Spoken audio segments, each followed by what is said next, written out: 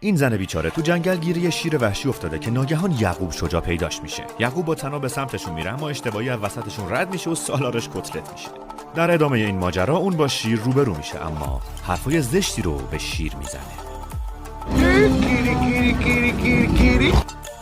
شیرم عصبانی میشه و به یعقوب حمله میکنه و میخواد کله‌شو رو یه جا قورت بده. یعقوب شیر رو خاک میکنه اما شیر یه آپرکات میزنه. یعقوب موفق میشه از چنگاله شیر فرار کنه. خودشو به گوشه ی رینگ میکوبه و عین آندرتیکر فک شیر رو میاره پایین. از اونجایی که یعقوب قهرمان کشتی کج جنگله، شیر رو بلند میکنه و رو دستاش میچرخونه و در نهایت بدون حرکت دست روی انگشتش. بعد از اون کمر شیر رو میشکونه و به زمین میکوبه و بعدش هم فن آخر. یعقوب شیر رو بلند میکنه و به خونش هدایتش میکنه. اما یه شیر دیگه پیداش میشه. یعقوب این بار از جای درست رد میشه. میزنه به هدف و دختر رو نجات میده. تو هوا در حرکت بودن که ناگهان